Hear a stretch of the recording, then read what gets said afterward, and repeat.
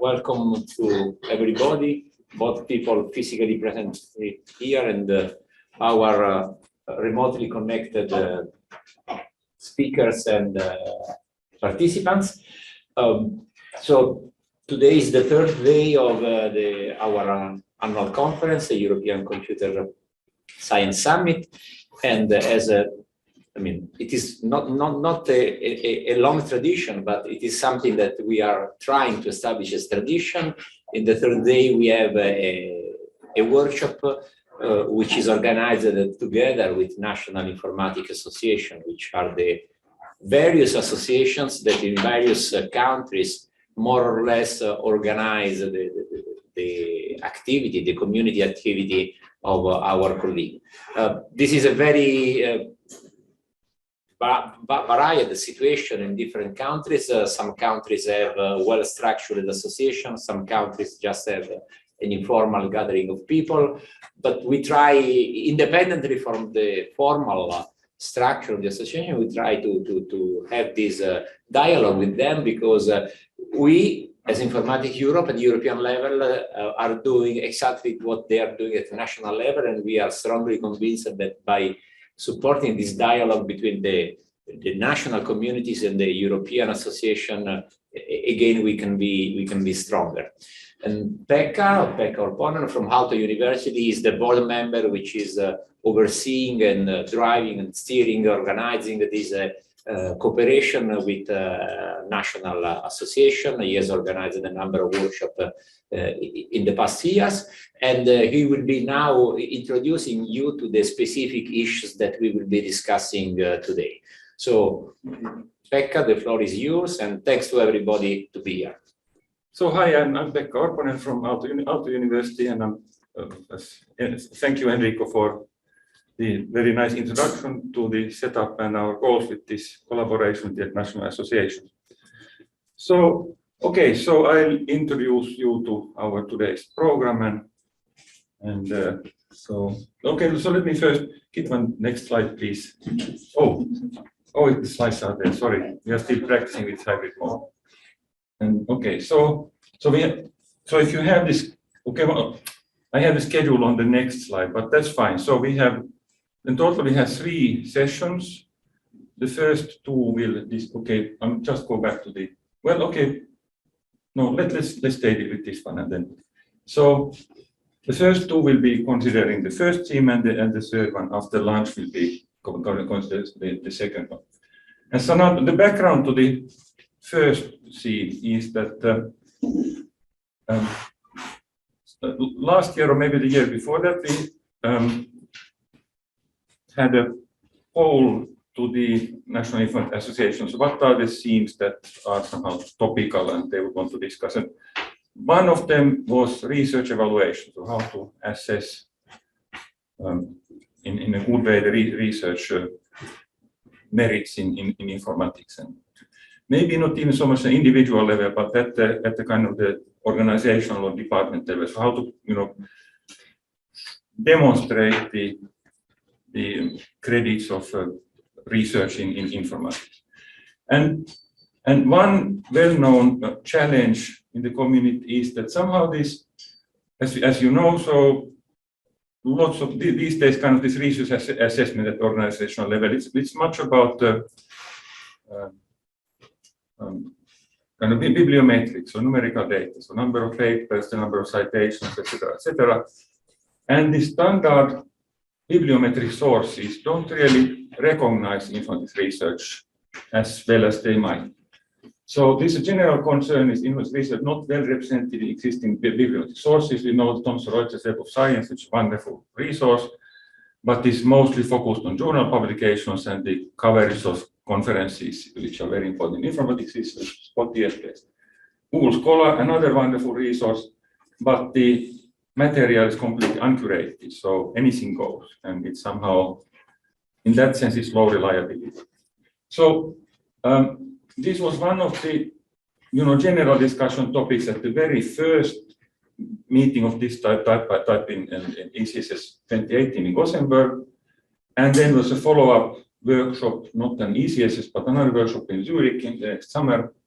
And somehow from these discussions, I was trying to co-organize in Gothenburg, but I was not actually in Zurich. But I was then from these discussions, there emerged this idea of, we have wonderful DBLP bibliographic database, and which sort of has very nice, well curated data on the resource, publications, and then there is a broader initiative on so-called open citations, which tries to collect citation data across all areas in a kind of as an open resource. And so the idea came, so could these two be connected so that we make a kind of a sort of openly accessible bibliometric resource for informatics assessment, combine the DBLP database to initial open citation. And now we are sort of the initiative, the people from DBLP and open citation have been working on this, and we are close to getting there. And this is the topic of the first theme, so sort of a reporting on this. What are these organizations? What are the resources? What are the plans? And so is there something that we can do to promote this?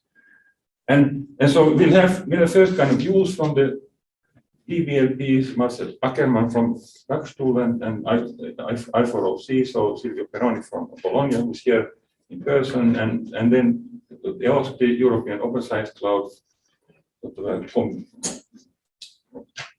should I call this, community organization, and then to publishers' point of view. And then we actually propose an open letter to give in support of this initiative.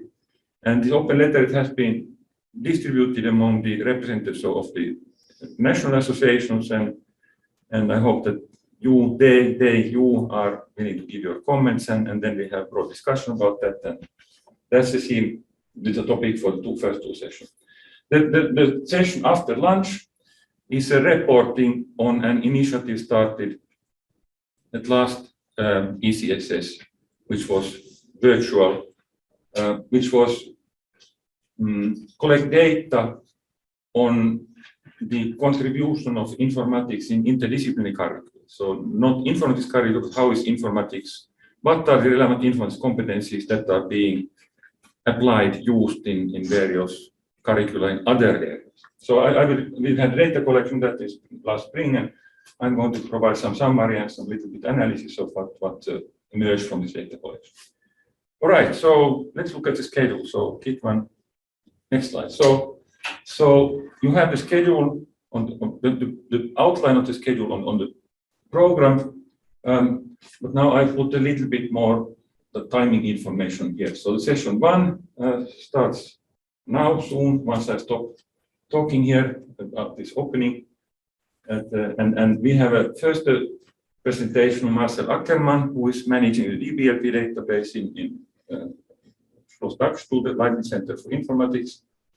Then we have, as I said, this will be like a schedule. This schedule like 20 minutes presentation plus 5 minutes Q&A. And then Silvio Peroni tells about the open citation informatics, and Klaus Tochtermann from the Leibniz Center for Economics joins us remotely to tell us about the EOSC and how EOSC might, what's the kind of the EOSC standpoint to this activity. So then we have a coffee break, half an hour, we come back, we have two publisher commentaries from Andrew Plumer from Elsevier and Alexander Bilukov from Springer. And then we have broad discussion of 30-40 minutes about initiative and the formulation of a letter and how to proceed with that.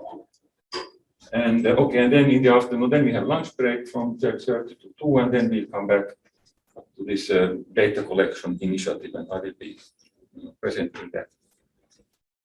All right, practicality. So now we are doing this on Zoom webinar, and it's a complicated tool. Do you, Kitman, want to say about that? So this is Kitman Chui, who is our manager for this meeting. For the virtual participants, you have the opportunity to use the Zoom function Q&A to ask the question. And we would like to invite you to tell us which association you're representing and then your question, and then we will answer it after the main presentation. And we will have discussion after the main presentation. Before the discussion, I will promote you from Zoom to everyone as panelists so that we can see you and hear you as well. But during the main presentation, you will remain as an attendee. So the only way to can communicate with us is using the Q&A function or the chat function for more general question. So yes. Okay. So Q&A during the talks, and after the talks, you will be promoted as panelists. So it's kind of more shared experience. And the difference with Q&A is Q&A goes only to Kitvan, who manages the meeting, but the chat comments, I think the chat comments, they are also shown here on the screen, right? Kitvan? Chat comes No. Oh, not on this. Okay. Yeah. It's Q&A. Q&A. So please use the Q&A until we get to the broad discussion. And with that, I conclude this opening summary and review.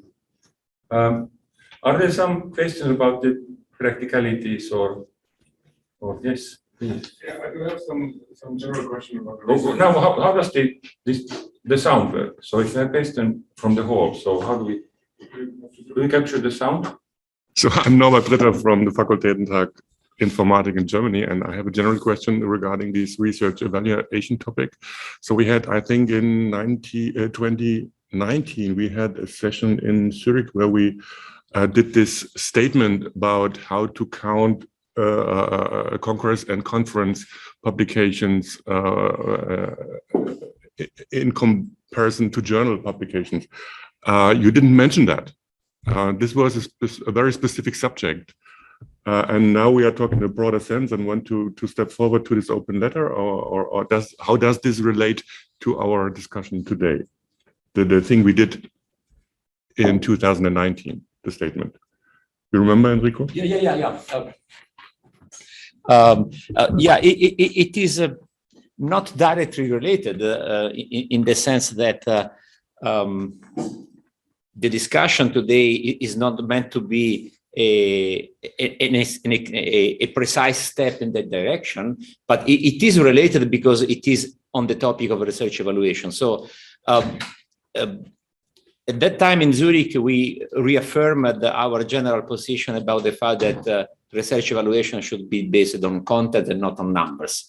But on the other side, we cannot fight against a general use of bibliometry to measure something, because this would be like trying to stop in the wind. We can't stop the wind. So, but we have to steer the wind in appropriate direction. And one opportunity for us is to try to facilitate the spread of and the use of open tools that we as a community control and are of good quality, which is different from the current tools used by many agencies that use commercial tools that follow different interests. So the idea is, let's try to see the idea of this workshop today is let's try to discuss, let's try to see how we can improve the existing situation of tools that we already use, DBLP and Open Citation, so that, this set of tools can support better the appropriate way of evaluating research. So that's the connection. Ideally, in the long run, in I don't know how many decades, we would like that people forget about counting citations or counting how many papers you have or impact factor and like this. But in the meantime, we have to try to fight with the arms, arms we have. Okay, thank you. You're welcome.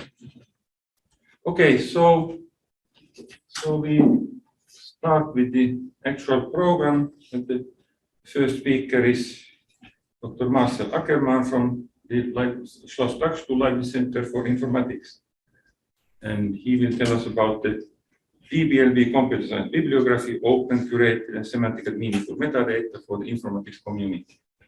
And Marcel, you have Ideally, 20 minutes. Oh, we're a little bit late, but we'll manage. So 20 minutes and then we can do these questions. Okay, then hello everybody. I'd like to talk a bit about DBLP and about the work we are doing with respect to open, curated, and most importantly, meaningful metadata that we provide. And to that end, I hope I don't have to go too much into detail what DBLP is. I pretty much hope you're using DBLP regularly. But in a nutshell, essentially, DBLP is an indexing service and a scholarly search engine, and which is focused solely on computer science publications. We're currently listing 5.8 million publications. One of the important features that we have at DBLP, and we already had this since at least 20 years now, is having curated bibliographies for computer science authors and editors, where we try to have a pretty accurate and meaningful collection of the work of that particular person. And we also very much spend a lot of energy in trying to disambiguate persons who have a similar or the same name. At the same time, we're also an open directory for the most important computer science journals and conferences, where of course the matter of importance is subject to debate, but we generally focus on international conferences which have to play a central role in computer science. And we only have very little information about, let's say, interdisciplinary conferences, interdisciplinary journals and stuff that's generally outside of the computer science landscape. And another important point that we of course provide is everything we do is available as open data via our APIs and also as a full dump download, and can be freely reused under a Creative Commons 0 license. Whatever we do, this is generally guided by these key principles that we have. And first and foremost is the principle of openness, where we really want to have everything that we achieve and everything that we work for available for the public to be used. We also spend a lot of energy in having a normal and neutral data set. It's not biased to one community or to one publisher. So we try to build from the most relevant core computer science venues and try to cover as much as possible within the resources and the workflow that we have.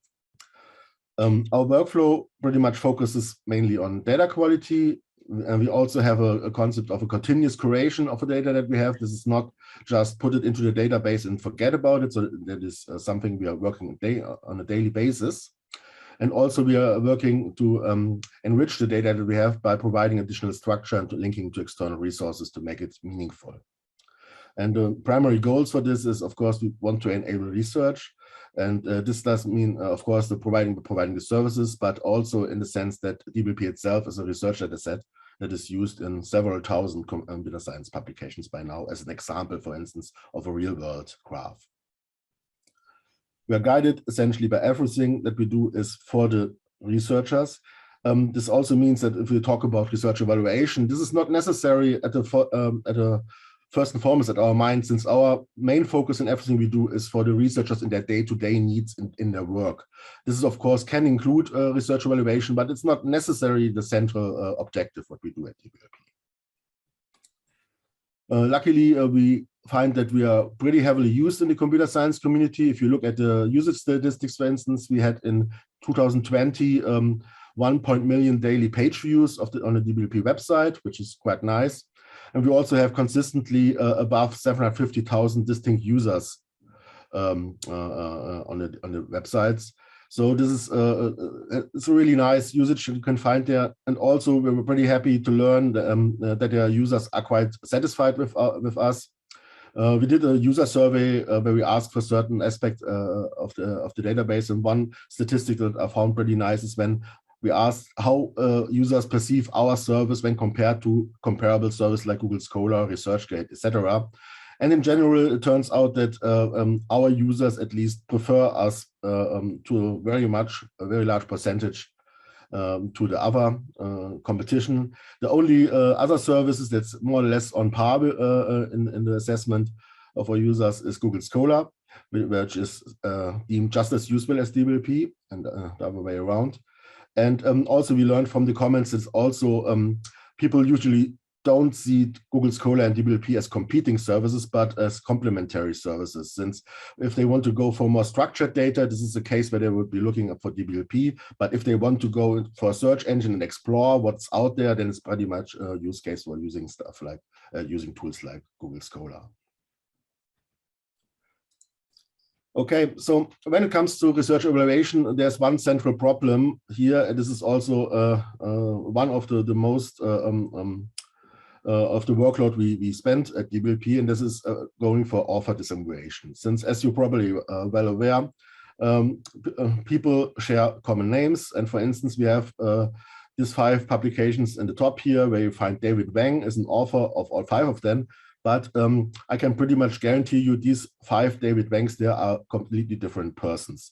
So this means if you want to ask for the productivity of this David Wang, you don't want to get results for the other David Wangs. And this is a case of homonyms, author name, and pretty hard to detect. But at DBLP, we try to do our best to disambiguate between those 5 cases. At the same time, this David Wang may as well use a different name like David W.L. Wang or D. Wang on his publications. And of course, if you want to build a bibliography for David Wang, we want to include those synonymous names of that exact person as well. And this is a generally difficult problem, and this can come up in any different combination of homonyms and synonyms, which doesn't make the problem easier. And we have a most notorious case in DBLP, which is the author of the name Wei Wang, where we currently are aware of at least 300 different individuals who are publishing using this name. And these 300 individuals in DBLP are listing about 2,000 publications or so in total. And there's another list of 1,500 further publications authored by a person named Wei Wang, where we don't actually know who of those 300 persons this is. So this is a notoriously difficult problem. And what I want to show you now is a bit what is the approach that DBLP has chosen since 25 years now to conquer this problem. And this is mainly in our workflow and in the way how we treat the curation of the data when we add it to the database. Essentially, the DBLP workflow are 3 larger steps that pretty much follow in sequence. The first one is, of course, the acquisition of data, which is something that can come from publishers. The metadata, we have deliveries, for instance, from publishers like Springer and IEEE and ACM and Elsevier. Sorry, Elsevier, actually, we don't have a delivery. But from the bigger publishers, we do have deliveries, and this is a good structured way to get the data. But there are also a lot of smaller publishers and also a lot of community-run venues, conferences and journals out there.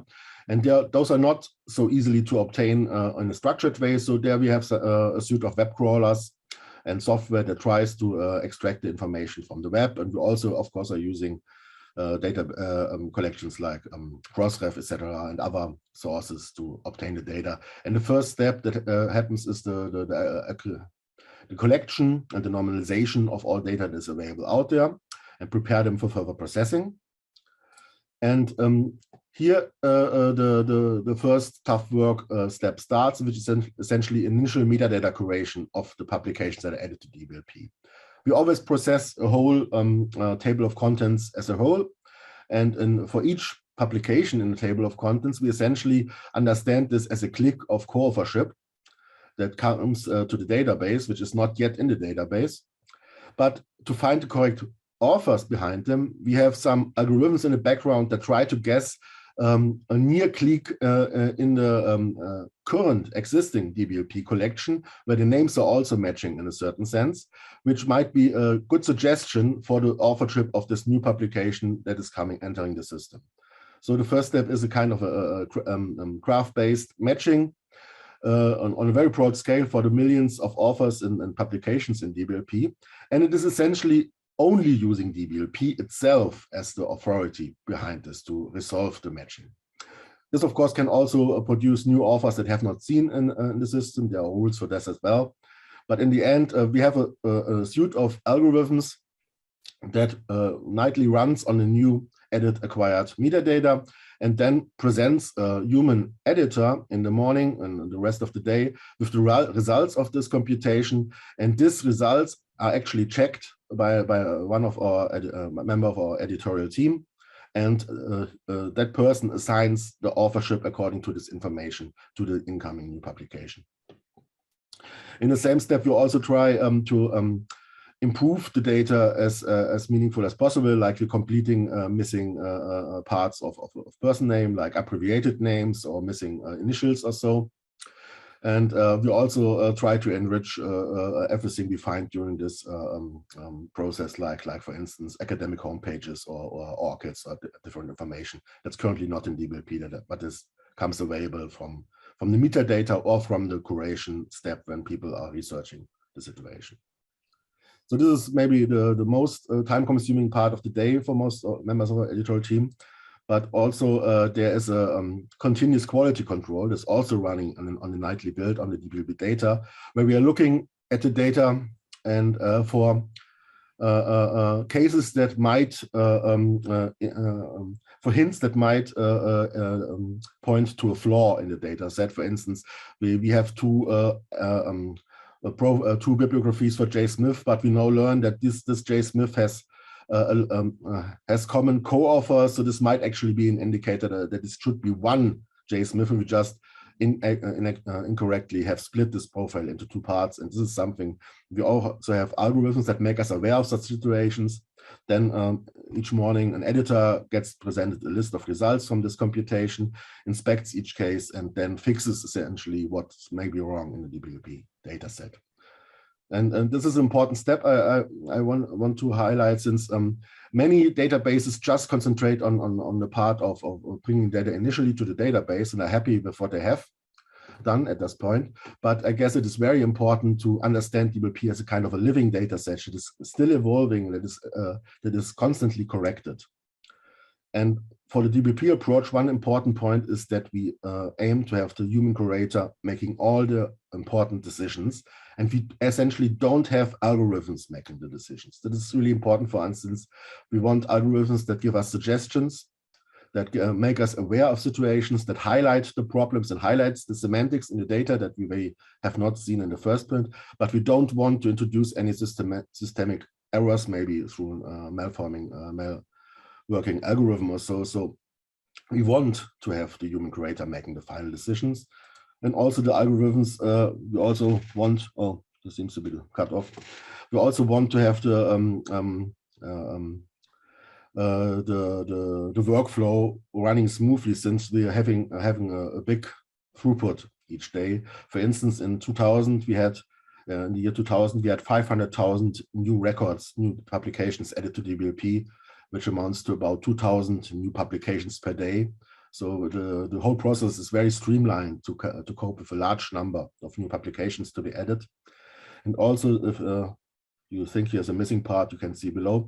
This statistics down here gives the number of correction cases that have been added, have been made to the system. So if we found a bibliography needs to be split, or needs to be unified, or needs to be distributed among others, then we found that we are now curating about 60,000 of such cases each year. And 2 years ago, we actually got additional funding to improve the performance of DBLP. And as you said, we spent a lot of this additional funding essentially in increasing the amount of curation we do to the data set, and not so much on increasing the number of publications we add to the data set. This is currently a much more important point for us to look for quality, not necessary for quantity in DBLP. Okay, when we are talking about author dissemination, there's of course ORCID, and ORCID is a very important, a very nice infrastructure that helps us really a lot. We have automatically harvested author links with ORCID now in the 3 million number. These are usually data that comes from the publishers themselves or from the ORCID data dump that's available. But among those author links, you also have 90,000 bibliographies in DBLP manually verified and linked to the ORCID. So we are not part of the ORCID ecosystem in the sense that there's an automatic linking between DBLP and ORCID, but instead we enrich the information we have, and as a byproduct from the whole curation process, we also become aware of ORCID profiles of the persons, and then we have a look whether this is reasonable, and if it is reasonable, we manually add them to the DBLP data stock as a high quality link between DBLP profiles and ORCIDs. This is really, really helpful in disaggregation. We have corrected thousands of cases using the capability of ORCID, but, and there is an important but in here, often when people are talking about ORCID, they assume that the problem of author disaggregation is solved with ORCID. And I'd like to give you a few hints that this is not necessarily the case. It is helpful, but it is not solved by using ORCID.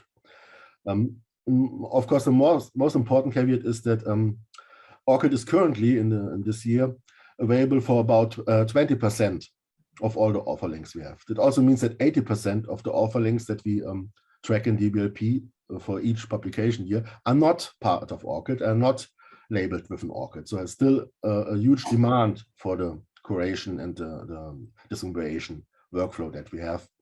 Also, ORCID is a rather recent development. So if you go back to the past and have a look at what happens, say, before 1990 or so, then you easily fall below 2 or 3% of these links, which are linked with ORCID. So the ORCID does also usually not help very much if you want to curate the corpus of the recent years of computer science research. So I'm not saying this to discredit ORCID in any way. ORCID is useful, but there are limits and we should be aware of this.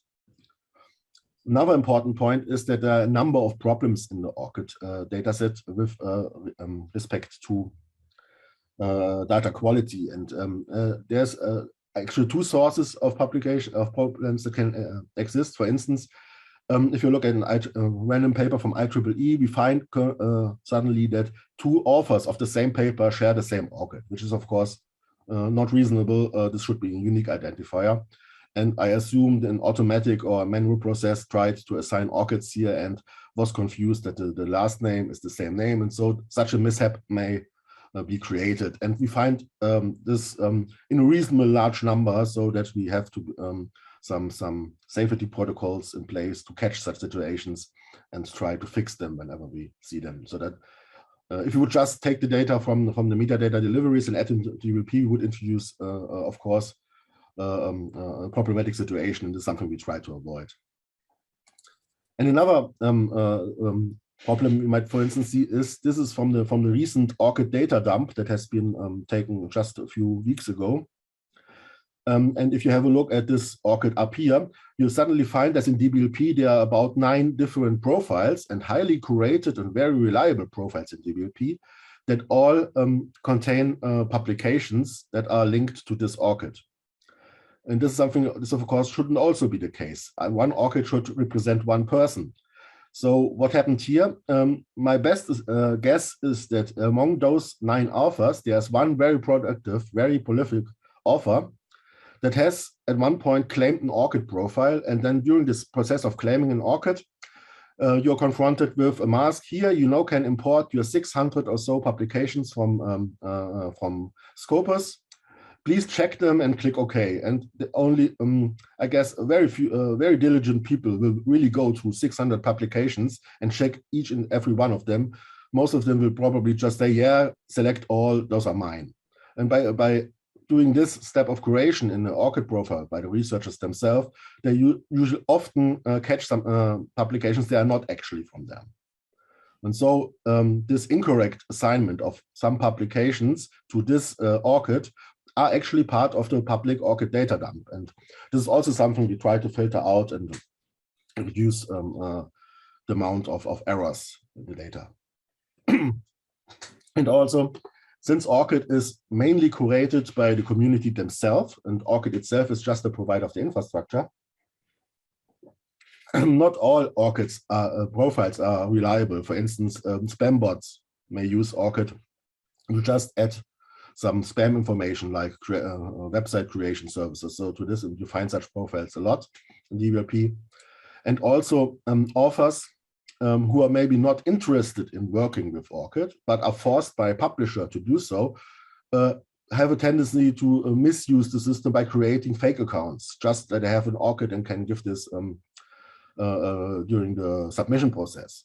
And for instance, the first name test, last name test might be the most frequent author in ORCID, if I'm not, at least it seems so. You find a lot of people with this name and a lot of test accounts, dummy accounts, fake accounts, and so on.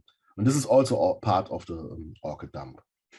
So again, I don't want to criticize ORCID in its role here, but it's just to highlight that you have to be careful when using data from ORCID. There are still problems within the dataset. One other thing that we are doing at DBLP is all this semantics we try to add to the data is to use this and essentially try to interconnect with other services, such like ORCID, to contribute to openly, collectively bootstrapping of a research knowledge graph in computer science. And we are the realms where DBLP is working, like dissemination of authors, index of publications, listing of journals, conferences and events. This is something where I also try to find the counterparts of central IDs, external IDs that we interlink everything with. Like we're currently also doing some work in extending to affiliations and research institutions. This of course means we have other data providers like Wikidata or RAW. We also want to interconnect with them and have a reliable big network that has a lot more semantics as the simple metadata would have.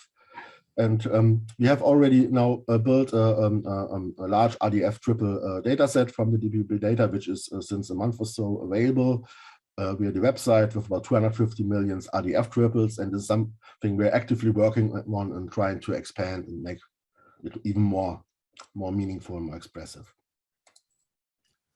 And this also means, as you have already seen in the link before, that we try to connect to other resources that provide open citations, and Silvio will probably give you much more information about that in a minute. Just some information for our interlinkage with open citations and other providers like Crossref and Semantic Scholar. We now know that in DBLP about 90% or so of all DOI-bearing publications do have reference information available by this API. So this is a great number. As you can see that based on the source of this information, there can be some large differences in the coverage. For instance, Crossref has the lowest coverage with about 50% of publications, but you can also see that if they have information about references, then Crossref has the longest list of references available. So this is usual case due to the fact that Crossref also has plain text references that are not based on DOI or some stable identifier.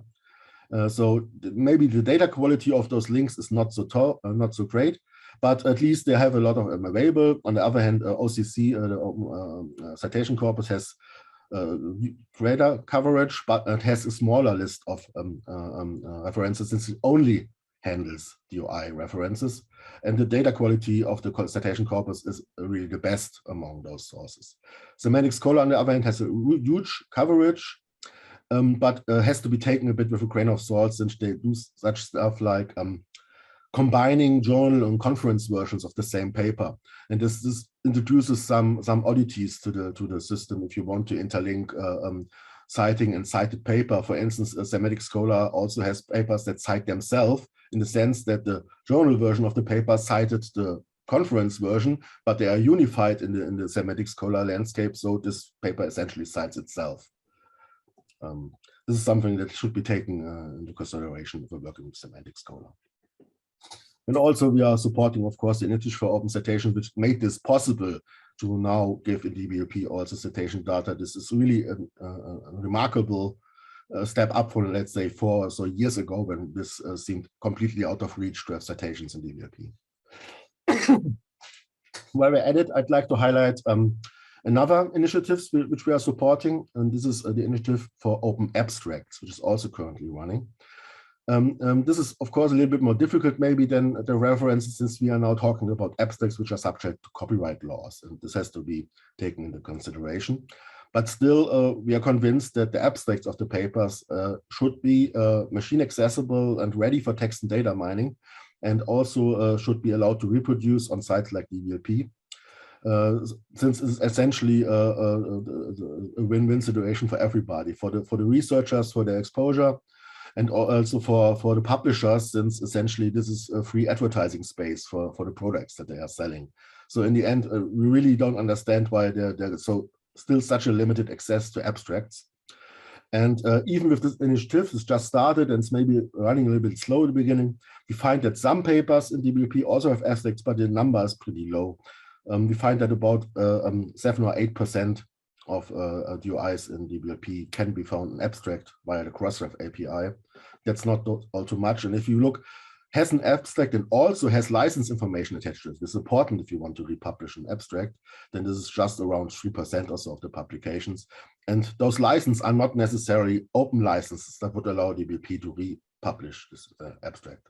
So in the end, this is still really in the beginning and could definitely need some boost. If you look, for instance, here in this graph from the initiative's website, you find that there are not of publishers already providing numerous abstracts via the Crossref API, but a large number of publishers are still giving no abstracts at all. And unfortunately, we have here Elsevier and IEEE among those who have none. We also have Springer, just around 25%, but ACM is the only bigger player in computer science, which has above 75% of abstracts openly available, at least readily available. Okay, this is essentially what I've prepared. Thank you for your interest, and I'm happy to answer some questions. Are there any questions from the room? No hands raised here, and also apparently not on the Q&A. Okay, so this was a really comprehensive presentation of many things, the DBLP, that I wasn't even aware of, all the huge amount of curating work that is being done. So thanks, Marcel, and I hope you will stay around for the further discussion. Yes, right? I will. Thanks a lot. So okay, so let's thank Marcel again, and move to the next presentation, which is from Silvio Peroni from University of Bologna, and the I4, now I don't know if you're going to get this, and the I4OC initiative. So, okay, thank you. Thank you for inviting me here to present. Yes. Okay, it's not sure. I see. To present, just introduce myself then. To present the work that I've been done with a lot of guys, incredible guys, honestly, in the past on open citations. I'm Silvio Peroni. I am associate professor at the University of Bologna, and I co-direct Open Citations, which is an infrastructure organization that I will introduce during this presentation. Together with David Shetton. So before to start, I just want to clarify, I have a setting of the work, the material that we will discuss during today's talk, about providing information about what I mean with what we mean, honestly, with open citation. So what a citation is something that we already know, is a conceptual direction link between two entities, a citing entity and a cited entity, that is created by means of specific textual devices in a paper, like a bibliographic reference at the end of the paper, that is denoted by an in-text reference pointer within the text of the paper, all these kind of tools that are used by scientists to cite another work. We talk about citation data when we have basically enough information to represent the citation links. So the link that allow to connect these two entities, and basic metadata that are necessary to describe, to have a bit of information to identify the citing and the cited entity. So like title, author list, date of publication, the usual stuff that we use in the reference list. So we talk about open citation when the data about the citation actually are compliant to 5 different aspects or plain principle, if you want. So the first one is that the citation data are available in a structured format that allow a machine to easily read and process them. The second one is that these data can be accessed in a separate way, so from the original content. So you don't need to have access to the original paper to get the citation data that have been defined by the authors in that paper. Then the open availability of the data, that basically avoiding to have a restriction on this data in order to maximize their use. The fact that the citing and cited entities have been identifiable by means of a persistent identifier. The DOI is probably the most famous one, but it is not only the only persistent identifier we have out there. And finally is that we can retrieve the metadata of the citing and cited entities by using web protocols, basically. So HTTP protocols plus the specification of the persistent identifier allow us to get the metadata of the two entities involved in the citation.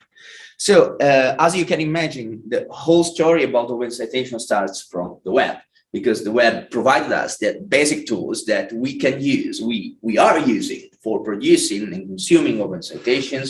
There have been a couple of works after the introduction of a web. A beautiful paper by Ackermann entitled "The Universal Citation Database" was published in 1997 on the First Monday Journal, and he devised that maybe we could, since we have the web, we have all this technology, we can think about building a decentralized infrastructure that allow us to create a huge data set of bibliographic and citation data that is updated daily. It was a vision paper, okay, at that time. But starting from that paper, we started to work on that topic, creating, let's say, citation databases that are more or less openly accessible somehow to some respect. We had CiteSeer, same day, in the same year. We have Sitebase released a few years after, and Google Scholar was initially released in 2004. Google Scholar is a free tool. You can access it for free, but the data that they have are not free at all. I mean, they are just shown through the interface, but the data, you cannot download the data dump of Google Scholar, for instance. So, but you know, this is the starting path that have been taken by some fellows that started to build this kind of system, providing citation information. Something started to change when a specific research domain have been introduced in 2009 that is named Semantic Publishing, which, briefly speaking, is the idea of using semantic web technologies to enrich the publishing domain. So let's say the metadata around the publishing domain in order to enrich the semantics of journal articles, relation that exists between authors and other entities around the publishing domain. And these principles have been basically implemented for the very first time in a project that is the first one that actually was releasing a collection of open citation, as I introduced to you in the very first slide. That is the GISC Open Citation project, was headed by David Sutton, who had a wonderful introduction of the project to a conference of open access publisher a few years later, trying to get traction of what he was trying to develop there. Same thing was also at the same conference a few years later, the Dario Taraborelli, that was the head of research at Wikimedia Foundation, was very sympathetic with the cause of opening citation, coming from, I mean, different domains, not only computer science in general. And he spoke about the same problem at the same conference, trying to convince publisher to do something to release this data, this citation data. So this is just a story that happened before what I used to refer to, and not only me, a lot of people used to refer to a tipping point.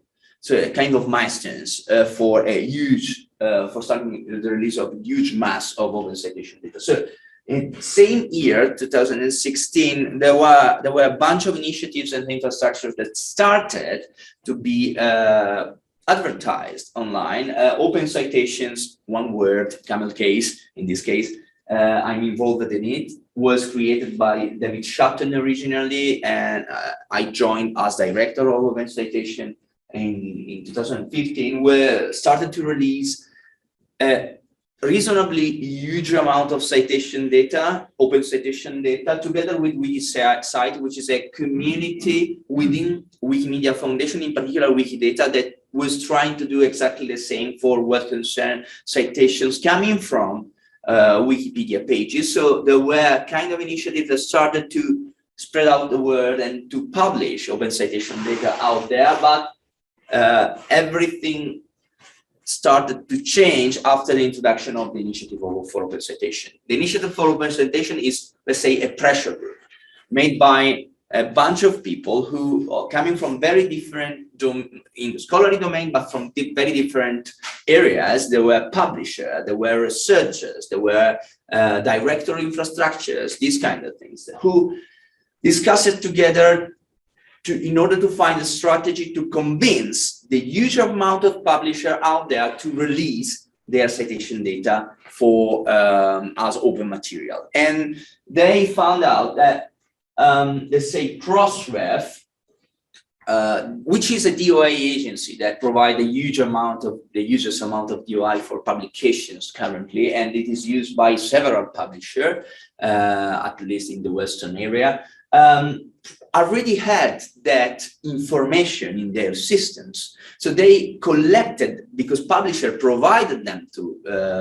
this kind of data, the reference list of all the articles that each publisher in Crossref have published. So they have the data, they have already structured data about reference list of each article, but by default, this reference list, this information was closed.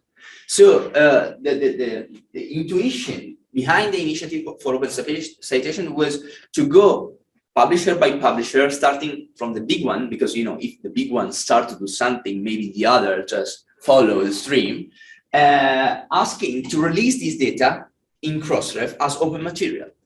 And so right now, so this is a figure from October, from this October, the number of articles that have specified the references within Crossref that have open references available is getting 88% of the overall amount of the data that are there. So it's a kind of huge thing. We started at the very beginning, before 2017, just 1% of the article released this open citation data. So in 4 years, we reached a kind of huge success with this initiative, and we started to spread the word by several workshops, and after, let's say, the next year, a lot of different initiatives just started to reuse this data, to publish new data, to provide new sources of information of citation data. The most recent one, just launched a few weeks ago, was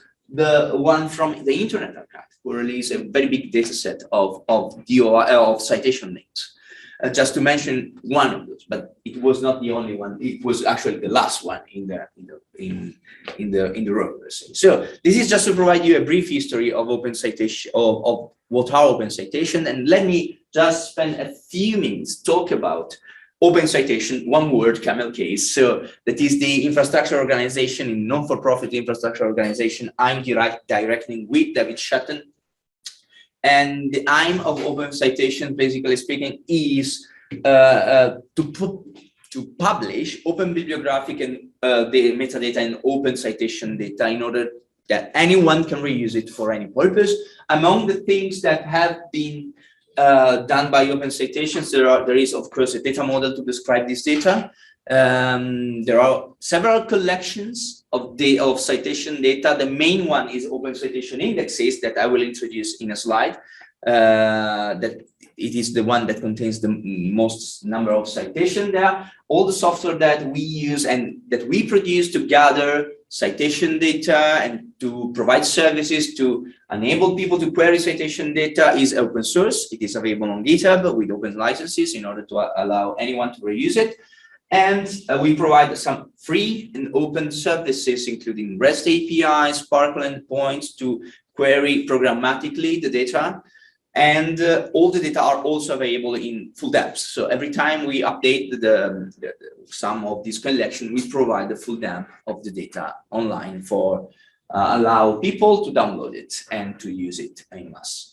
Among the values that we follow, the reason why we started basically is to provide a service that allow institutions and scholars that cannot afford to spend a lot of money in paying fees for accessing proprietary service that contains this kind of data, so to provide an alternative, basically speaking, with open and free alternative to access the data, even their own data about publication and citations they do and they receive.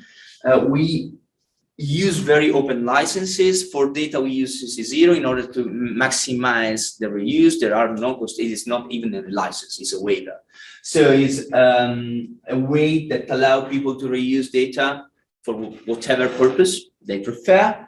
The idea is that having open software, having open data allow to build processes that are more transparent than using closed software and proprietary data. One of the examples that I used to introduce in these cases is the research assessment exercises that, at least in Italy, use closed data coming from very well curated corpus like Web of Science and Scopus, but still closed data. So there is no way for an external user to check what happened there and why the evaluation of the people and the career of the people have been decided on which kind of data has been decided. So open up this data allow basically to make the whole process of research assessment transparent, something that we don't have right now. And finally, governance is a crucial task. We are working very hard on that aspect right now because this is an open science infrastructure. As such, that should be governed by the community, by the stakeholders that are interested in this data. It's not something that should be governed by an external or commercial party. We need the community be part of the governance. And so we are building approaches that allow to the stakeholders, to the community, to directly be involved in the governance, because it's the community, basically, that should take decision about what are the future development that the infrastructure should have, because the community knows its own interest, what are the real interests of the community. So that is the idea behind open citation. Among just a few words about citation data that we have, the biggest data set that we have is the open citation indexes that include COCI, which is the biggest index, that currently contains 1.18 billion citations there. So it's a huge mass of citation available that you can query by using Sparkle endpoint, REST API, or download as a full dump.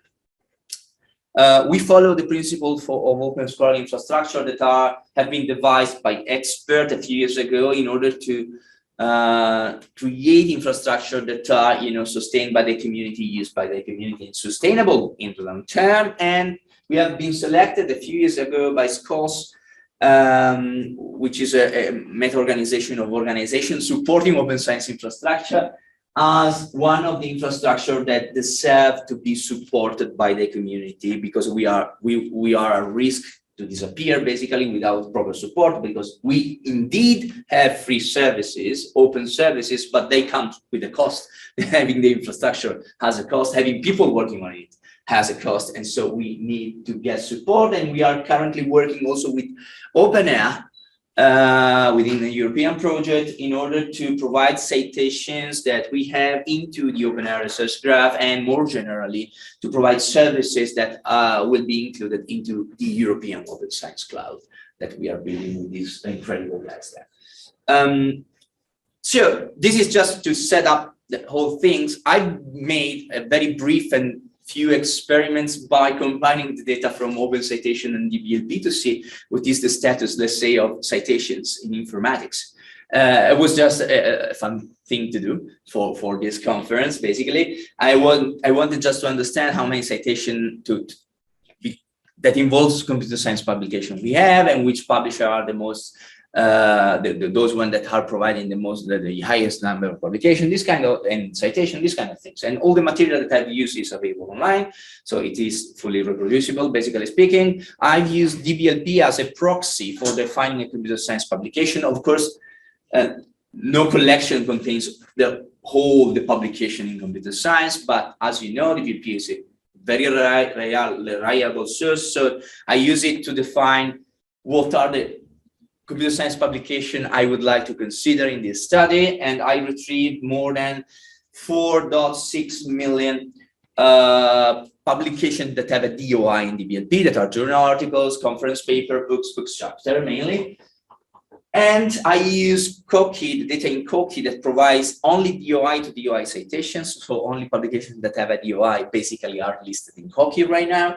In order to retrieve the number of citations, I obtained 80 million citations involving basically computer science publication, where with computer science publication, I really mean publications that are included in DBLP. Okay, it's just an approximation, of course, but still something. All data that I retrieved are available online, and also the software that I developed. They are just a few scripts for extracting the data from the original sources available. So this is the current situation. Let's say that 31 million citations are among DBLP entities, so they stay within computer science. Well, we have a reasonable huge amount of citation that goes to entities that are not included in DBLP, and also 31% of citation actually comes from entities that are not in DBLP. That could be that they are computer science paper that are not listed in DBLP, of course, but also that this citation comes from different disciplines. Okay, even not science hard disciplines. I mean, even humanities, for instance, citation. And it would be interesting, up to me at least, to see what kind of disciplines are citing computer science, for instance, by using this data. Another thing that I've done is just to get the publish and order them according to the number of publications they have in DBLP. Among those ones that I have selected, IEEE, as you can see, has the hugest number of publications there, and also a huge amount of outgoing and incoming citations. Here it is important to do a clarification though, because these are the 5 best publisher in terms of entity within DBLP, according to the data that I collected. But it is important to clarify that the current situation of the open availability of open citation data through Crossref by this publisher is the following. So all the publishers but one currently are providing open citation data. It is kind of strange because actually we have citations from IEEE, for instance, in Koki. That was because IEEE before October 2018 actually made available their own citation through a specific path within Crossref. And so if you were a member of Crossref, you were able to get this citation out and to even to republish them without any problem. So we have in Koki, in open citations from IEEE articles until October 2018. From that date, they decided to close them down. So they are not available from Crossref anymore. And that's why we have a lot of citation there, but we stopped to October 2018 because we don't have the new citations coming from IEEE articles available in open citation, and they are not downloadable even from Crossref. That is the current situation of the 5 main computer science publisher according to DBLP database. By using this data, I've done also with great colleagues, honestly, some sort of simulation on using this open citation data included in open citation to kind of mimic specific research assessment exercise, in particular the national one, so the Italian one right now, the one where I live in, basically, in order to see our question was to understand if we can basically replace closed citation repositories with open citation data for doing exactly the same thing. So the same kind of evaluation. And we run 2 different tests here. The first one was to understand if, and here there is a focus for what concerns informatics in particular, if we can replace the use of Web of Science and Scopus that are the main sources of data that are used within the Italian scientific qualification for getting the citation data that are used within the qualification system in order to assess the candidates that participate to it.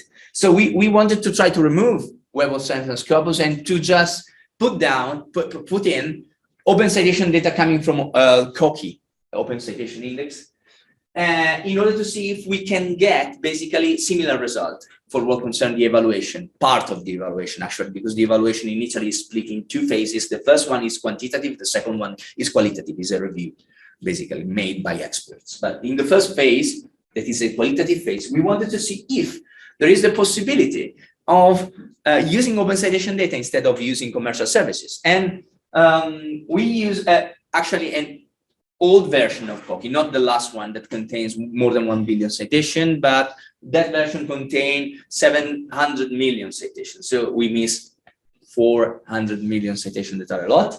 And we don't, well, I wanted to be more successful in that. I mean, the open citation data were not enough at that time, so 1 year ago, basically, to have replaced in full these two big commercial providers of citation data for doing exactly the same thing. So we had that overall, more or less 60% of the outcomes of this quantitative evaluation were the same of those obtained with the commercial provider, but 40% was not the same. We didn't get the same result. So something that actually we would like to rerun, because it's, I mean, something that we done a year ago.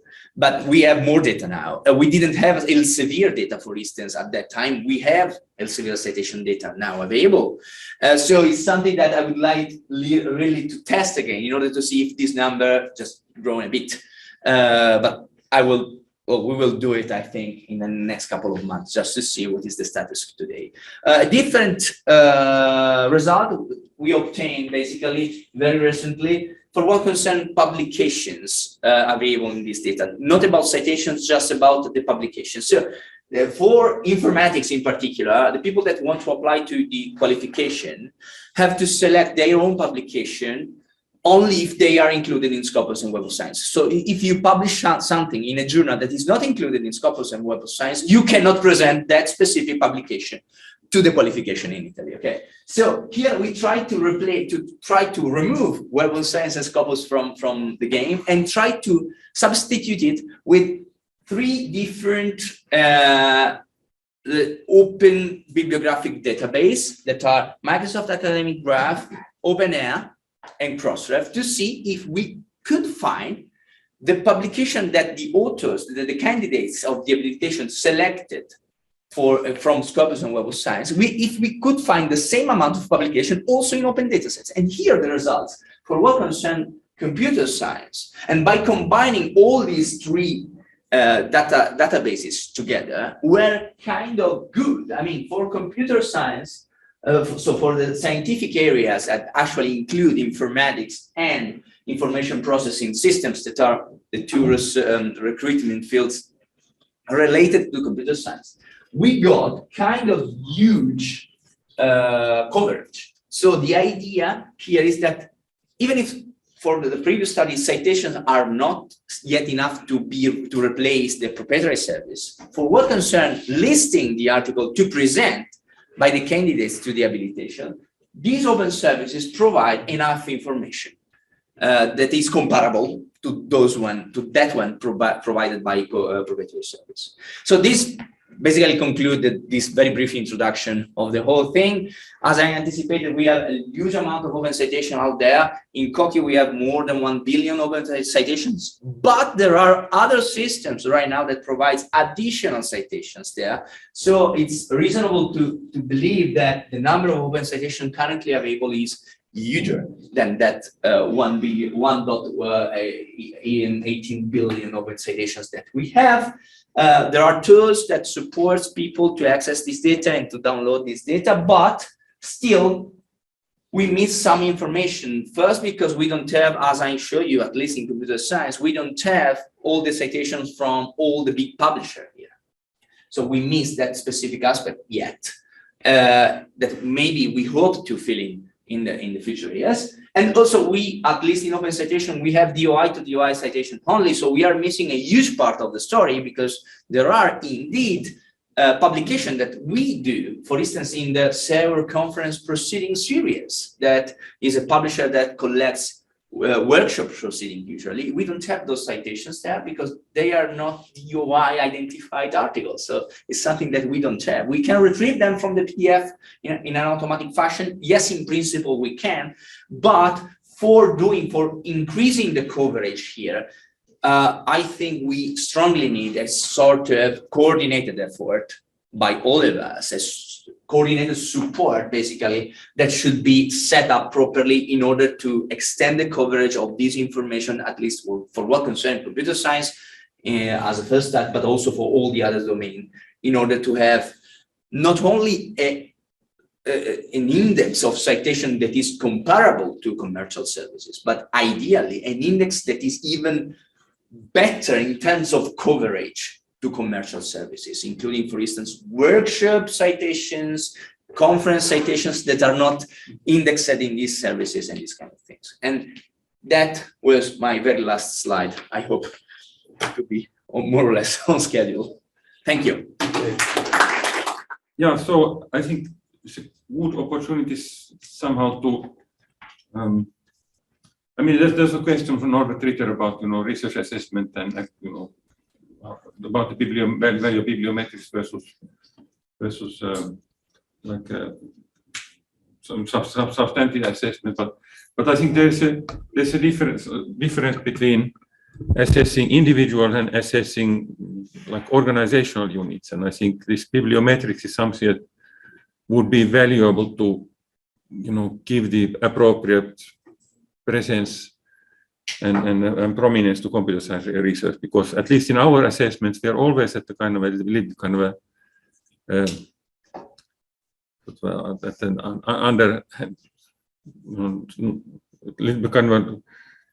difficult position because of the usage of these tools which don't recognize the computer science publication culture. So with our colleagues from the other sciences which have better presence in these bibliographies. Okay, anyway, so I should ask you about okay, getting back to the meeting. So any questions from the hall or the room? Yeah, I'm curious to know why IEEE removed the access to open citations. Real answer, I really don't know. I mean, I don't know why they didn't provide a full access to all at the beginning. It was called limited, the kind of access. That means only the members of Crossref could access this data. Open Citations, one word, camel case, is still member of Crossref, so we could access those data.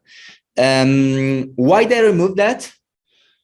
I really don't know. We tried, actually, I4C tried to, so the Initiative for Open Citation tried to involve IEEE people in order to understand their position and if they would like to change their mind. But honestly, the situation right now is still like that. I don't know if something will change in the future, but I don't have a reasonable and official answer to provide you because I really don't know. That's the point. Okay. So, and is there anything in the Q&A? Okay. So we are running a bit late. So in the interest of time, so let's move on to our third presentation in this session, which is by Klaus Tochtermann from Leibniz Center and telling us about the European Open Science Cloud view. So European Open Science Cloud ready for open research and open research assessment. So Klaus, please. Okay, thank you very much, Pekka, for the introduction. I will share my screen with you and provide you with a view from the European Open Science Cloud on open research assessment. So you should see the screen now, right? Thank you. So during the course of my presentation, I will very briefly introduce again the EOSC and its governance structure. And then in the last half of the presentation, I will explain in more detail how the topic of open research assessment is and will be covered within the European Open Science Cloud. Unlike the other two talks, this talk will be less technical, even though I'm also a computer scientist myself. And the reason is that from the perspective of the EOSC, like open citation is not the only issue. It's a much broader open research assessment from the perspective of the European Open Science Cloud also includes, for example, open data, open source software, open educational resources, many different aspects, and not just the open citation. So to kick off, just a brief reminder of what the European Open Science Cloud is. It will be, actually it doesn't exist yet, it will be a federated infrastructure for research data management. We are all aware of the existing research data repositories we have, and you see them with the yellow circles on the image on the left-hand side. And the idea of the EOSC is to connect all these research data repositories so that you have one single point of entry to the data world of Europe. That is the intention, and through this we want to provide a trusted open environment to the researcher. Trusted means, so if you access data through the EOSC, you can be sure that the data is of good quality, that it's a trustworthy environment.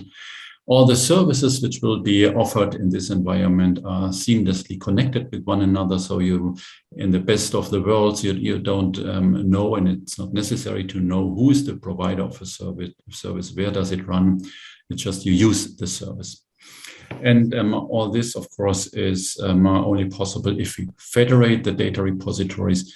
There's no intention to build up a cloud, which is a centralized data repository for all the research data in Europe. So European Open Science Cloud is not European, it's not open, it's not science, it's not cloud, because the research data management does not end at the borders of Europe. Not all the data within the European Open Science Cloud will be open. For example, data from the life sciences. It will not only address science, because also industry provides relevant data. It's not a cloud, it's more a federated research data infrastructure. And since we are all computer scientists, we know how complex it is to build up federated infrastructures. We need to implement connect with one another quality repositories with quality software. And as to the quality software, I do not only refer to the technical quality, but also to the organizational quality. How good is the documentation, for example, to ensure reuse of software components? We need technical interoperability and semantic interoperability. Technical interoperability means that you can access, for example, the metadata from other connected repositories through one interface.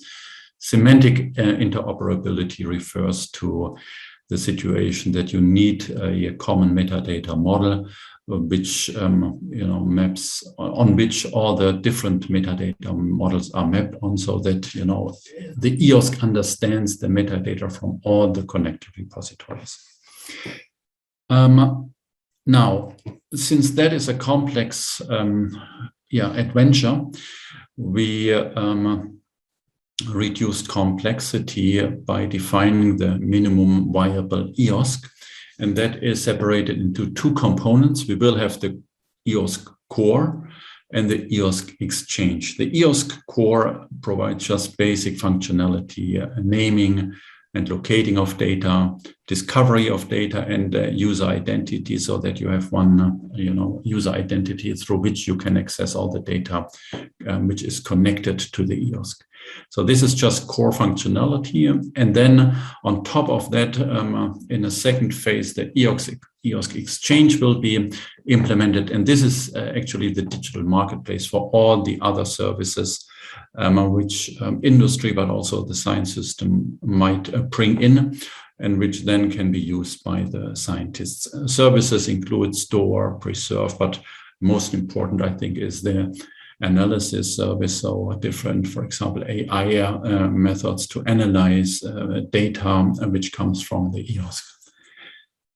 Well, and how is that currently being implemented? Just for you to know, if you look for the projects, there's the EOSC Future project that has just started. That's a project for 30 months, 2.5 years, and with a budget of around about 40 million euros. Within this project, there's also budget for the procurement of the Eos Core, because the Eos Core is not a scientific challenge, it's more an engineering challenge, and the procurement will be made through the Eos Future project. And then we have the Eos Portal. That's a little confusing though, because some people think that this is the Eos. But the Eos Portal is just a registry of services and of repositories, but the repositories are not connected with one another. The services are not seamlessly connected with one another. It's really just a registry, but it gives an idea of how a European Open Science Cloud can look like in the future. All these activities are now governed by the Eos Association. That is a association which has been founded under Belgian law. So we are based in Brussels. And the Eos Association has signed a memorandum of understanding with the European Commission. And the MOU guarantees the financing until the year 2030. So in this contract, the Commission committed itself to provide 460 million euros until end of 2030. And the member states will provide in-kind contributions amounting to roughly 500 million euros. So in-kind contributions could, for example, be results coming from nationally funded research data management projects. And this Eos Association has an organizational structure. We have a Secretary General, and on the right-hand side, you see the Board of Directors.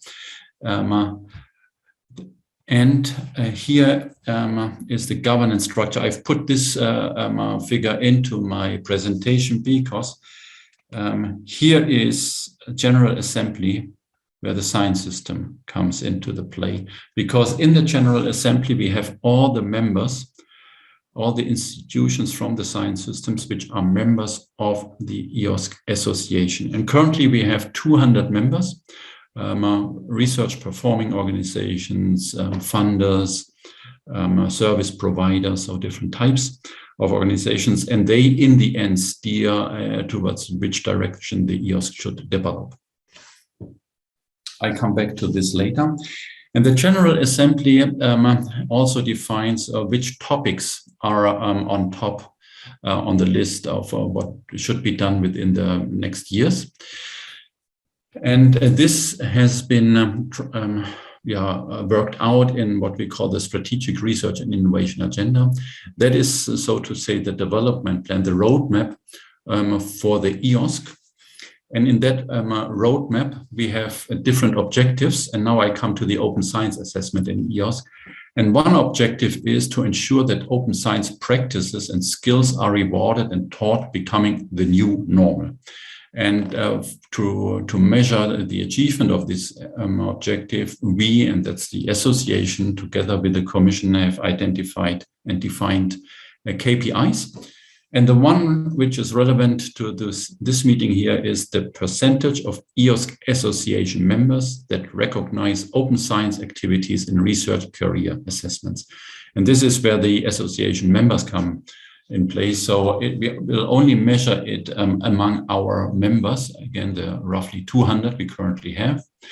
And here, what is measured is we recognize open science activities. It's not only related to open science citation, it could also relate to open source, how much of the software is published open source, open access, open data, all the open entities we know of. Now, the next question is, how do we design and fill this KPI with more life? In order to do that, the EOS Association has the concept of advisory groups and task forces. On the right-hand side, you see the advisory groups. These are, for example, metadata and data quality here, research careers and curricula. And under the advisory groups, we have task forces. And the one which is relevant for this talk is research careers and recognition and credit. I will look at this task force in more detail in a second. The members of these task forces have been selected over the last weeks. We currently have 444 individuals, which are distributed about the 13 task forces we have. And all the members could apply, could nominate, of course, more than just one person to join a task force. And the task force relevant for today's meeting is, again, research careers and recognition. And here is what their charter says. In a first round, the task forces defined a charter, kind of a roadmap. What are they planning to do within the next 2 years? And the task forces all run until end of 2023. And the first one is as to open science assessment, make a landscape analysis of existing high-level initiatives. I think this is, this is not very time-consuming because we have so many initiatives going around, and there are so many overviews of what open science metrics and initiatives do exist. Then, based upon the analysis, they want to provide recommendations, and recommendations targeted to different stakeholders for recognition systems and credits, and finally define a future monitoring strategy for the implementation of the recommendations for the implementation of an open science assessment tool. Well, this is the task forces, and the task forces, they don't receive funding. You know, this is all voluntary work. Now the question is, how does this get funded? And for that purpose, we have the work program of the Commission. And of course, the work program to develop the EOSC should be in line with the objectives of the 3R, the Strategic Research and Innovation Agenda. And this is why for the current work program 21-22, there is a special call on services and tools to, I need to move my video, to underpin a research assessment system that intensifies open science practices. So if you want to enter or receive funding from Europe, there is this call which opens sometime next year. And the objective is exactly to develop an open science assessment system. And let's look into the call. Here are the fragments of the calls which are relevant for this talk. I am here. It's the call supports the development of tools that allow the monitoring of information and data on the use and uptake of research outputs and of open science practices across borders and disciplines. And here, disciplines is important. So if this is developed under EOS, we cannot have just one disciplinary perspective, and this is DBLP alone is probably not enough. If you want to go into that call, you should also include like sibling systems to DBLP. For example, my own institution, and Marcel knows that, is providing pretty much the same for economics. It's EconBiz in our case, and we have roughly 12 million citations of publications. And you can, that's the discovery system for economics. There is another one for the life sciences. There is, and in order to meet the scope of this call, more disciplines need to be included. Next is the research outputs does not only cover publications and citation. So the system to be developed should also cover data sets, models, and software, which is, very good for us in computer science because we all have the software, and in our research data management projects, we are currently facing more and more the challenge to not provide only access to the publication, but to the publication, to the data which is used in the publication, and to the software which runs on the data for analytical purposes. So here it's much broader. It's not only research output is not only scientific publications. And here it's also important to relate to the EOSC services which are planned for the future. And finally, of course, all this should be linked to existing activities which are going on here. RDA interest groups are named open science graphs, and I'm sure, I think Marcel also mentioned these open science graph, and I think he's familiar with that. In addition, what is not mentioned, but what I think is necessary here is initiatives as such, the initiative for open citation. So, and yeah, that's an important aspect. I just need to move my video. And finally, all these activities should be aligned with the Eos Partnership. And the Eos Partnership is exactly the Eos Association, which I mentioned earlier. The partnership is, the connection between the European Commission and the Eos Association. And I've put this in here because I've read so many project proposals for previous calls. And scientifically, they were all of very, very high quality, but they did not manage to link up well to the EOSC activities. So, and options are, if we write proposals to get engaged in task forces, relate to what the task forces are developing or have been developed, relate to the strategic research and innovation agenda, which is the document I have shown earlier, the roadmap, so to say, for the implementation, or relate to the board of directors. What we do not do from the EOS Association, we do not issue letters of support because we do not know which consortium we should support. So it's a general decision. But in the end, it's very important, whatever you will be doing in the future, as to receive funding for open citation activities, you need to align it with the EOS partnership. It's not only the scientific excellence, which should be above the threshold values. It should also, the proposal should also show connections to what is going on in the European Open Science Cloud.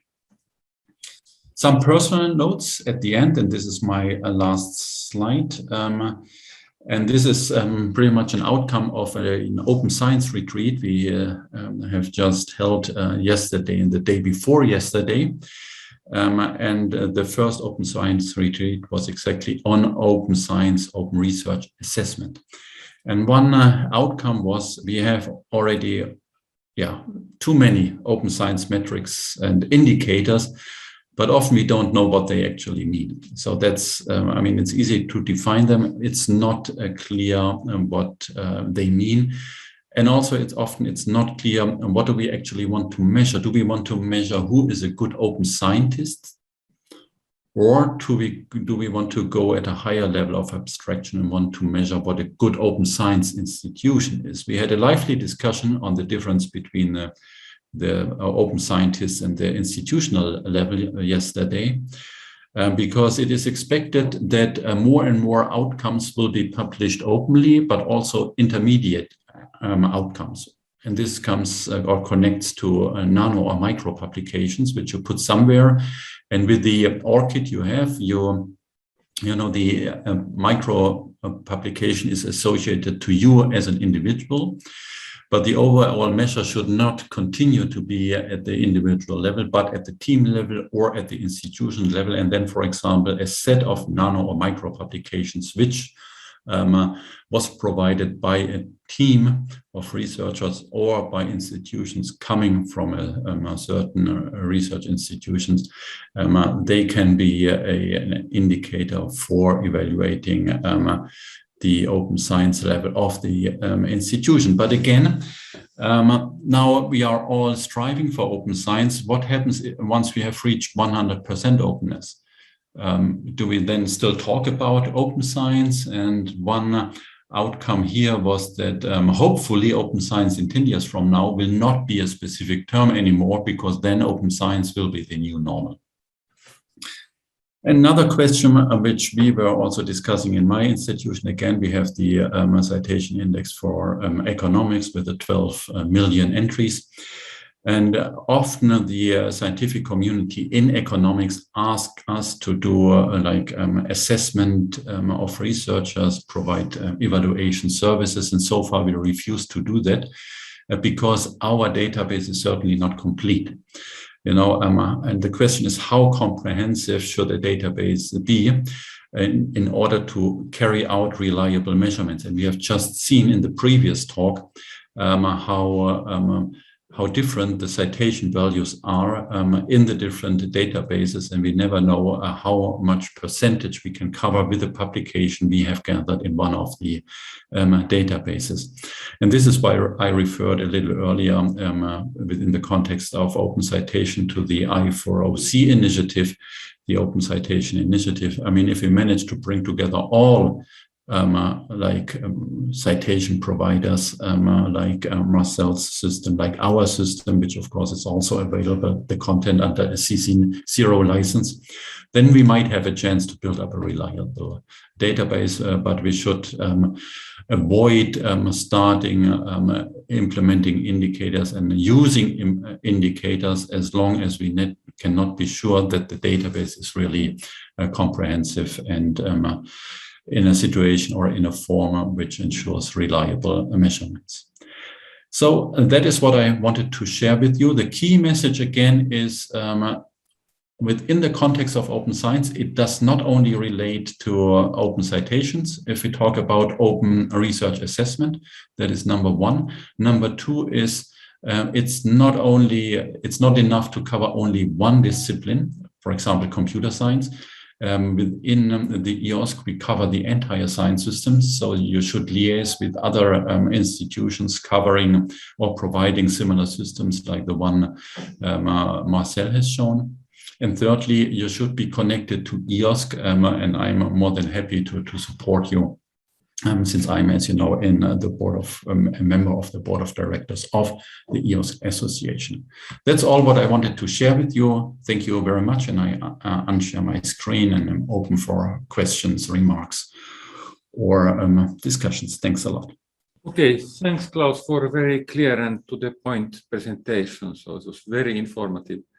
So, are there any questions from this? Apparently, so Enrico, please. Okay, Klaus, I'm Enrico Nardelli, the president of Informatics Europe, and thanks so much for your presentation, which provided us very important information about the topic of our session today. That was exactly to understand how we can use the possibility of funding that is in Europe to help our community to provide better tool, and the information you gave us on this EOSC funding opportunity are very important to us, and I hope we will be able to set up some initiative with the research group that are working in this area to take advantage of this.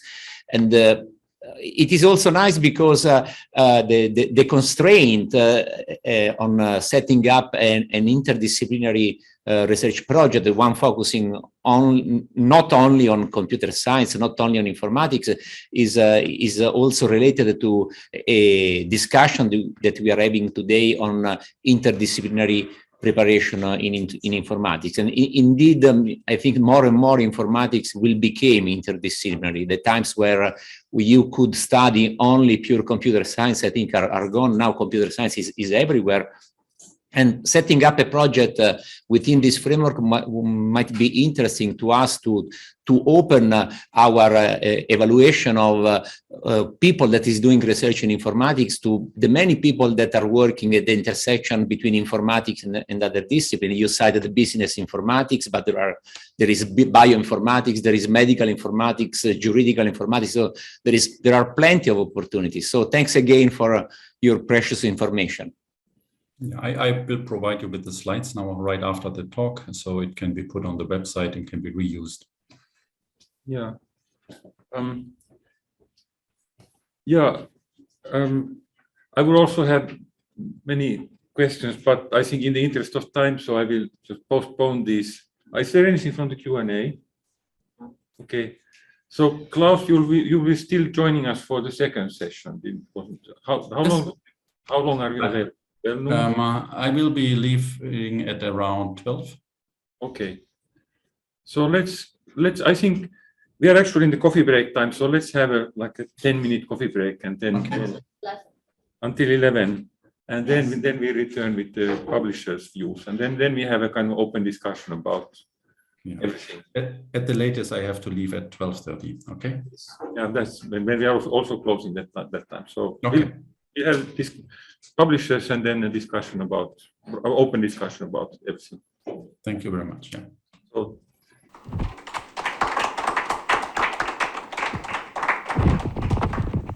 Okay, thanks, Klaus, for a very clear and to the point presentation. So it was very informative. So, are there any questions from the Enrico, please? Yeah, just. I don't know how the sound works now. Yeah, I'll come here and. Okay, Klaus, I'm Enrico Nardelli, the president of Informatics Europe, and thanks so much for your presentation, which provided us very important information about the topic of our session today. That was exactly to understand how we can use the possibility of funding that is in Europe to help our community to provide better tool. And the information you gave us on this EOSC funding opportunity are very important to us, and I hope we will be able to set up some initiative with the research group that are working in this area to take advantage of this.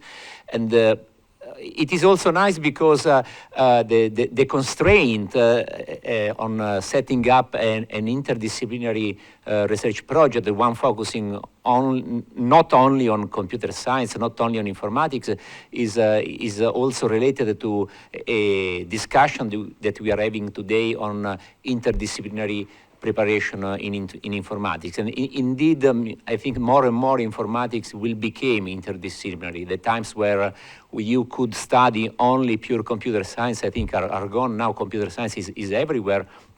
And setting up a project within this framework might be interesting to us to open our evaluation of people that is doing research in informatics to the many people that are working at the intersection between informatics and other disciplines. You cited the business informatics, but there is bioinformatics, there is medical informatics, juridical informatics. So there are plenty of opportunities. So thanks again for your precious information.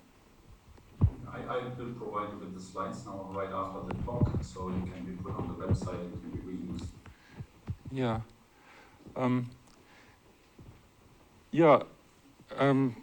I would also have many questions, but I think in the interest of time, so I will just postpone these. Is there anything from the Q&A? No. Okay. So Klaus, you will be still joining us for the second session. How long do we have? How long are you available? 12 noon? I will be leaving at around 12. Okay. So I think we are actually in the coffee break time, so let's have a 10-minute coffee break and then until 11. And then we return with the publisher's views. And then we have a kind of open discussion about everything. At the latest, I have to leave at 12:30. Yes, yeah, that's when we are also closing that time. So we'll have this publishers and then a discussion about open discussion about everything. Cool. So 10 minutes break.